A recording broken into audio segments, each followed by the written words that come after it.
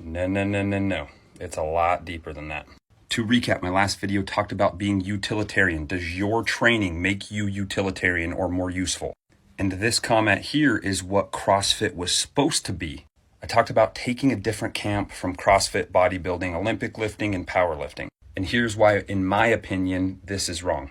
CrossFit in its original form could be defined as doing sub-maximal bouts of exercise under fatigue for time, usually in a bilateral sagittal plane of motion. I will give credit to CrossFit for one thing, and that is adapting and changing over time. It has changed. It's not the same as it was in 2008. But being utilitarian is far from being better at CrossFit. CrossFit coaches are up against a wall. For them to have better athletes in many of the different events, you have to have lower times. You have to have faster athletes. So when we have a time parameter put on everything, especially Olympic movements, technique, posture, position, all thrown out the window.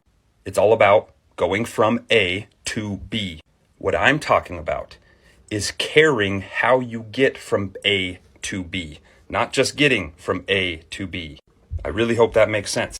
The way you get better at tangible skills, whether that's in athletics or everyday athletes, is learning your posture and position, being perfect in your posture and position, and then executing at the highest level possible. This is what I mean. This is not optimal posture and position. You're not supposed to teabag when you're losing. Chapman's struggling to get out of the hole. Or this. 215 for Pierce. That is not posture and position. That is not execution. So what I mean, does your training make you more useful? Can CrossFit make you more useful? Sure. Is that the best way to become more useful? I'll leave that up to you to decide. But in my professional opinion, not anybody else's, doing sub-maximal bouts of exercise, sub-maximal, under fatigue, is not how you become more utilitarian. The universal laws of athleticism that I follow and I teach are as follows. Number 1, lift heavy, lift fast. This is an oversimplification of the force velocity curve. We need to lift for max strength and we need to lift for max velocity. Simple.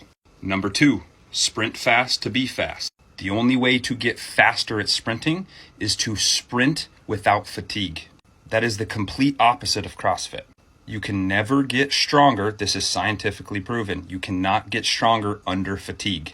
True strength cannot be built under fatigue, nor can speed. Number 3, jump high, jump often. This is the intent behind jumping, not jumping to jump. And number 4, throw hard, throw often. Throw something as hard as you can.